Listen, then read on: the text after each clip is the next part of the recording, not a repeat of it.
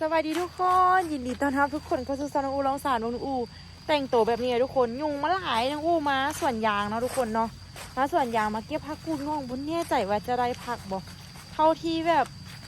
ย่างมานี่ยังบ่เห็นผักกูดง่องเลยนี่นะมาเก็บอยู่สวนยางตอนนั้นเขาจะมาเก็บอยู่สวนยางน้องอูได้หลายว่าจนว่าเอาไปขายน้องอูก็เลยว่าย่างมาเก็บเบิ่งดูเพราะว่าไปเก็บขังปลาดาวเขามาจะได้ยอดน้อยค่ะเขาก็เลยว่าที่มาเก็บอยู่พี่มันจะได้ยอดใหญ่สินะมาแล้วคือว่าผู้เห็นวะคือว่าผู้เห็นดันพักกูดวะเนาะคือว่าเป็นอันนี้หมดโอ้เมชี้ยางขึ้นไปอีกก่อนมีเพื่อนถามว่าไอ้น้องอูฮันแต่งงานละบอย่างเถื่อเด้อทุกคนไอ้น้องอูฮันกับไอ้น้องอูกับน้องชายน้องอูฮันยังบุญไห่แต่งงานเด้อไอ้น้องอู้มียำกัน3 คนอู้เป็นคนเดียวที่สร้างครอบครัวส่วนไอ้กับน้องเขายังบ่ทันได้สร้างตอนนี้ย่างเด้เบิ่งพักเด้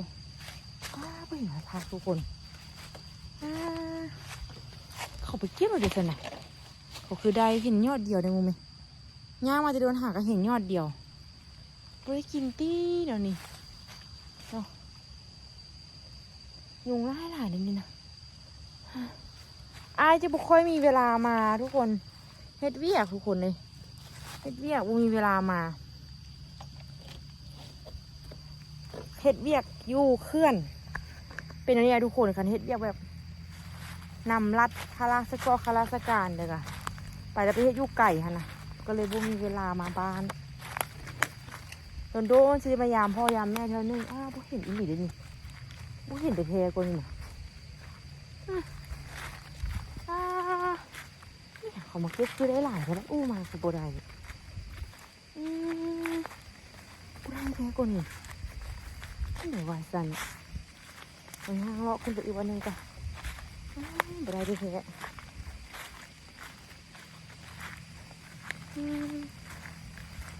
ขับไปขังปลาดาวไป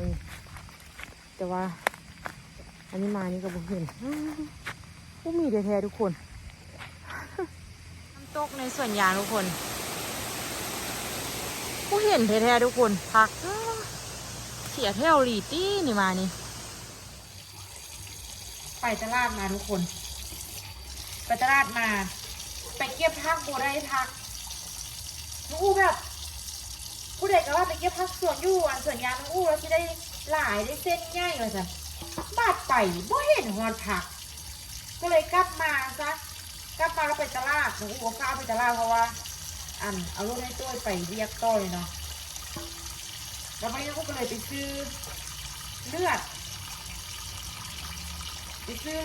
เดิมที่มาให้เขาเปียกทุกคนไอ้โต้เขาเปียกกินที่พวกกินเนี่ย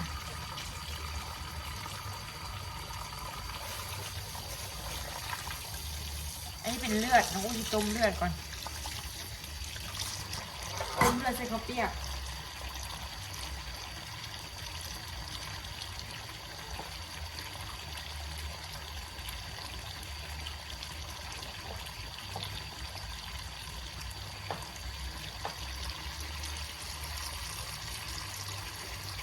ต้มเลือดใส่เขาเปียกทุกคน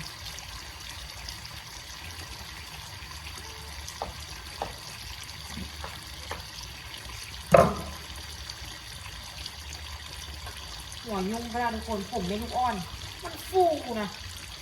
แห้งแห้งฟูเอาน้ำมันใส่แล้วมันพวกผมนะถึงในลูกอ่อนนี้ขี้ร้ายผมขี้ร้ายแหงเห็นแต่คนอื่นเขาเจ้าเกิดลูกแล้วเขาเจ้าเป็นเนาะเดี๋ยวนี้มาเจอกับตัวเองไหมทุกคนต้องผม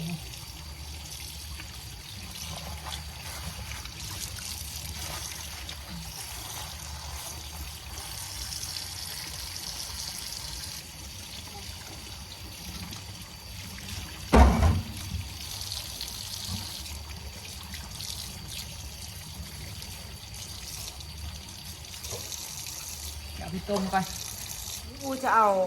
เลือดที่เห่าล่างนี่ทุกคนมาต้มใส่เนาะกูที่ต้มคือตัวนี้ตัวใหญ่เลยกับตัวน้อยตัวใหญ่สิเอาไว้แกงมื้อหน้าแม่จันบอกว่าอยากกินเลือดแต่ว่าบ่อยากกินเลือดที่เขาจะเฮ็ดค่ะต้องเอามาต้มเองค่ะน้องอู้ก็เลยเอามาต้มเองเนาะทุกคนเนาะ ป้าทุกคนเขาวเปียกของอู้นี่ถ้วยยักษ์ขนาดเลยไงอู้เป็นคนที่กินหลายเลยน้องอู้เป็นคนที่มักกินข้าวเปียกนี่อู้มักกินแบบเป็นซีรีส์จิตใจเลยเห็นบอกไปเก็บผักมา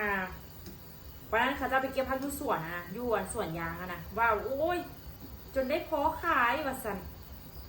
เส้นง่ายอีกคุณเดือกว่าสิมาลูกไปเห็นว่าพัก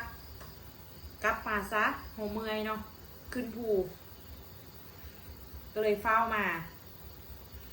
แล้วไปตลาดทั้งอู้เลยเขาเปียกกินไม่จันบุกินเขาเปียกทุกคนวันนี้อู้ก็เลยกินคนเดียวตัวไปซีเบ็ดไปใส่เบ็ดเอาตัวกินข้าวแล้วไปกับแม่จัน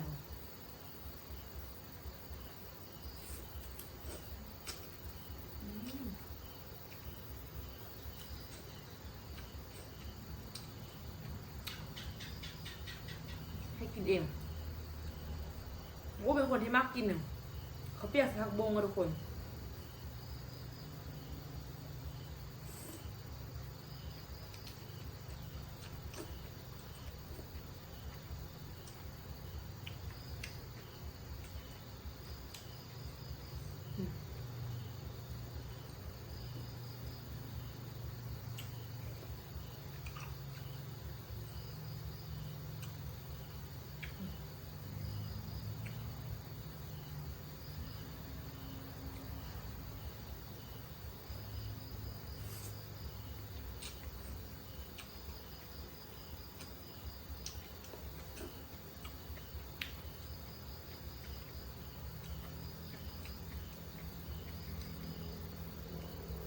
เมื่อเช้านี้อายทั้งอู้กลับเนาะแม่กับพ่อเลี้ยวเบิ่งอายอยู่อ้วนเดี๋ยวนี้ฮัน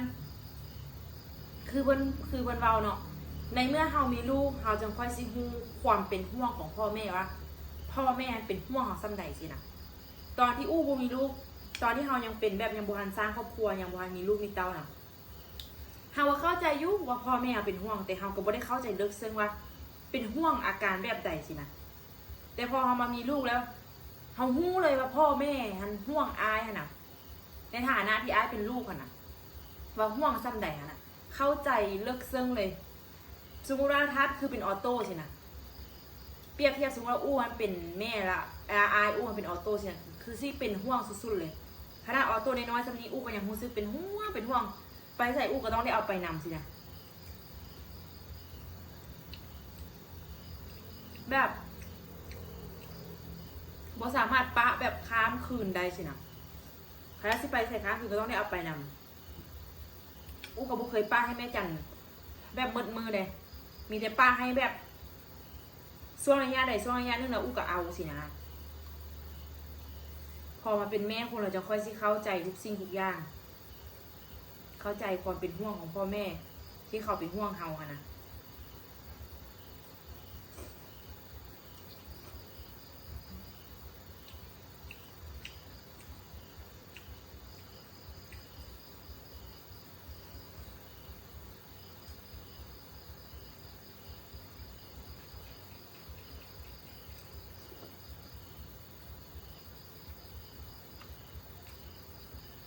จะ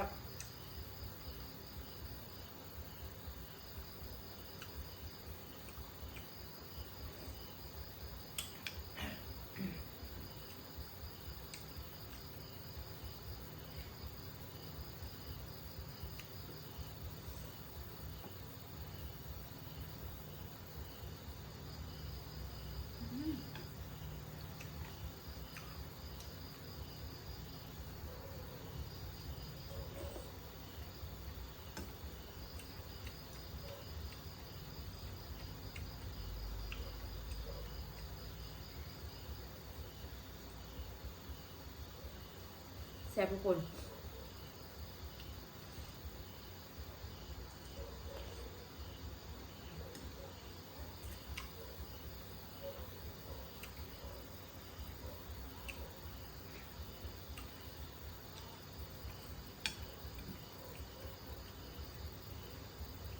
อู้แล้วบุมีขาลูกนะไปให้คลิปทำอะไรอ่ะช่วงนี้ก็ขาฮานเด้เล็งเห็ดฮานทุกคน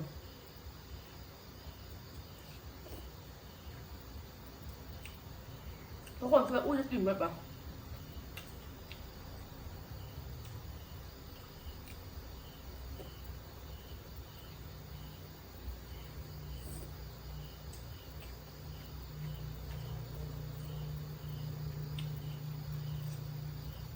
ถ้าอู้อ่ะเอาเส้นข้าวเปียกนี่นะเส้นก๋วยจั๊บนะทุกคนไปขายในไทยที่มีคนซื้อบ่แล้วอู้จะเฮ็ดแบบฮอกเก้านะแบบสมมติว่าอู้สิค้ามไปไทยอู้จังค่อยแบบสิฮับออเดอร์สินะคันออเดอร์มันหลายอู้กะจะฝากขนส่งจากลาวไปไทยเป็นไปไทยก่อนแล้วหลังจากนั้นค่อยไปแพ็คที่ไทยส่งอีกเท่านึงสินะให้แบบนั้นเอาเพราะว่าถ้าเอาค้ามหน้าด้านหลายๆค้ามบ่ได้ทุกคนมันพิษเนาะทุกคนเนาะต้องห้าขนส่งอีกเท่านึงก่อนขนส่งจากลาวไปไทยไปลงหนองคายแล้วค่อยนั้นจากหนองคายไปแล้วถ้าอู้ขายอู้จะขายแบบเป็นเส้นสดเลยศูนย์ยากาศมาศูนย์ยากาศนะศูนย์ยากาศแล้วก็ขายกิโลละสินะที่มีคนซื้อบอกอันนี้เป็นเส้นข้าวเปียกลาวแท้ๆทุกคนแต่ว่าเส้นข้าวเปียกลาวมันจะตั้งจากเส้นข้าวเปียกไทยเนี่ยเส้นข้าวเปียกไทยน้องอู้เคยกินแบบเป็นเส้นก๋วยจั๊บยวนนะมันจะแบบใสๆนะเส้นมันจะเป็นแบบนี้นะเพราะว่าอู้กินข้าวเปียกยู่ไทยก็หลายที่แต่ว่าทางผู้ชมเขาบุเคยได้กินเส้นแบบนี้มันจะเป็นเส้นอีกแบบนึงสินะ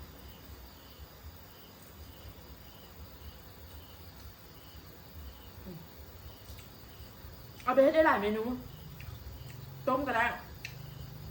ไปตำก็ได้ทุกคนตำข้าวเปียกทุกเราได้ขายอยู่ในเมนูเนี่ยตำข้าวเปียกสินะตำไส้ถ้าอยู่ไทยเนาะมันมีอาหารทะเลสดค่ะตำไส้กุ้งไส้ปูไส้หอยแครงไส้ผักไส้ลูกชิ้นไส้ฮอทดอกไส้หมึกกรอบอะไรสินะแซ่บ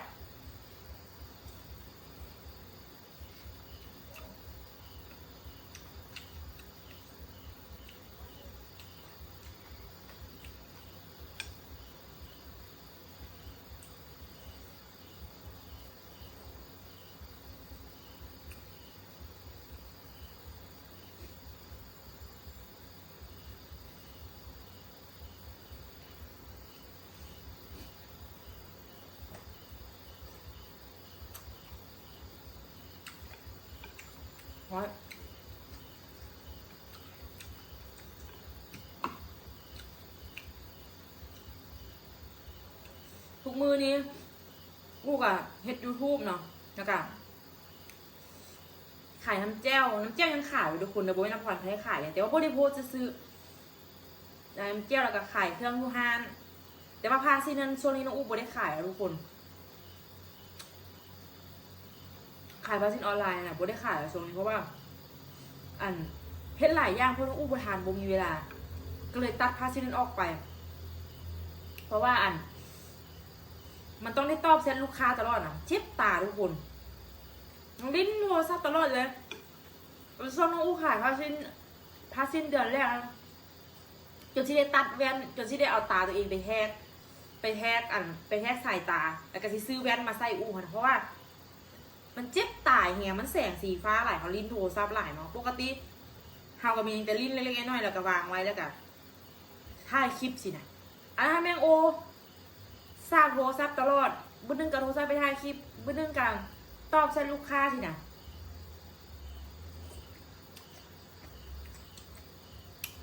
มือถือยังอู้ใช้ทางมือถือที่พี่อันแน่พาไปซื้อยุนครปฐมยุโรตัสนครปฐมนะคุณ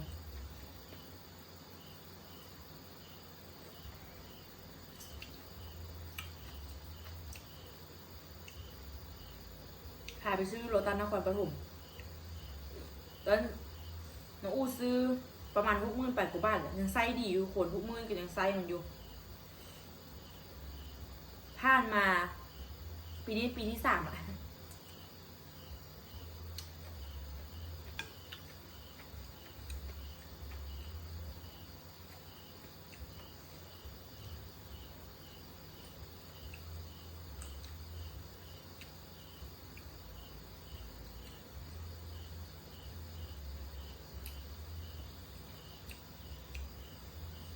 เพราะกินไปกินมาเมื่อได้เนี่ย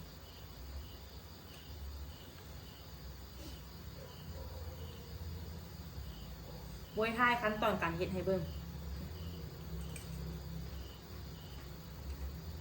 มันกระปุกไม่อย่างทุกคนแต่แค่ต้มน้ำกระดูกหมูแล้วก็มาลวกเส้นต้มลูกซีนปรุงเครื่องปรุงร้านที่ซื้อเดี๋ยวที่หาอันตัวที่สูตรยาการน้องอู้ก่อนแยกไปใส่แล้วที่เอามาไว้สูตรเขาสูตรยาการทงเขาเปียกเบิ่งที่ลองเฮ็ดเบิ่ง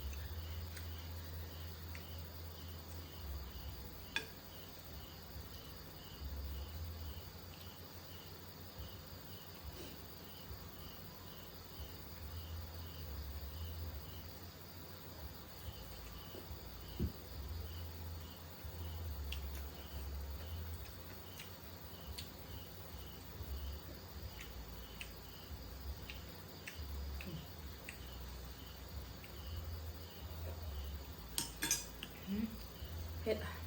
แต่กระแซบเอาเผ็ดจะฮอน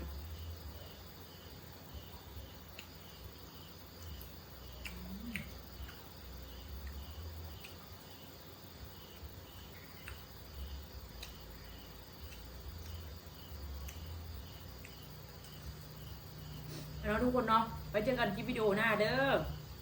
แต่มื้ออื่นต้องทาสีห้านต่อแต่ก็น่าจะมุงแล้วมื้ออื่นเนี่ย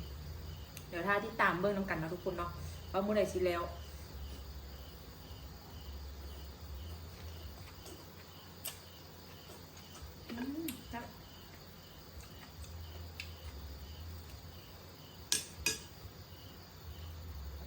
นำอยู่